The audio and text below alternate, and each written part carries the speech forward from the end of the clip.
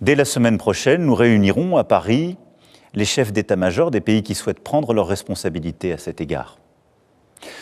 C'est ainsi un plan pour une paix solide, durable, vérifiable, que nous avons préparé avec les Ukrainiens et plusieurs autres partenaires européens et que j'ai été défendre aux États-Unis il y a 15 jours et à travers l'Europe.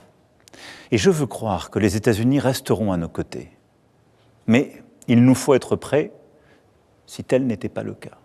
Notre dissuasion nucléaire nous protège. Elle est complète, souveraine, française de bout en bout.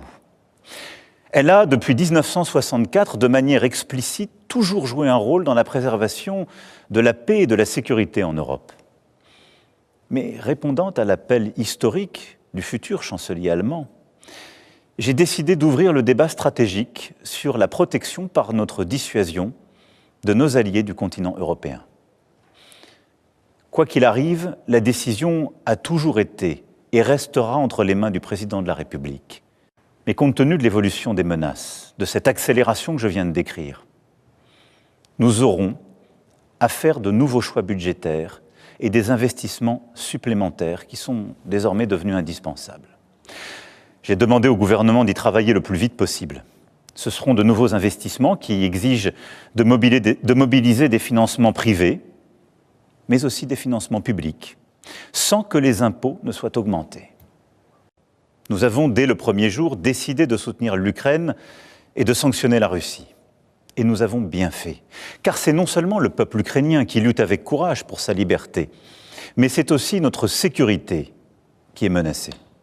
En effet, si un pays peut envahir impunément son voisin en Europe, alors personne ne peut plus être sûr de rien, et c'est la loi du plus fort qui s'applique, et la paix ne peut plus être garantie sur notre continent même.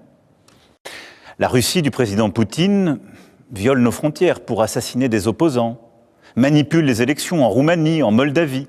Elle organise des attaques numériques contre nos hôpitaux pour en bloquer le fonctionnement. La Russie tente de manipuler nos opinions avec des mensonges diffusés sur les réseaux sociaux. Et au fond, elle teste nos limites. Elle le fait dans les airs, en mer, dans l'espace et derrière nos écrans. Cette agressivité ne semble pas connaître de frontières. Mes chers compatriotes, face à ces défis et ces changements irréversibles, il ne faut céder à aucun excès. Ni l'excès des va-t-en-guerre, ni l'excès des défaitistes. La France ne suivra qu'un cap, celui de la volonté pour la paix et la liberté, fidèle en cela à son histoire et à ses principes.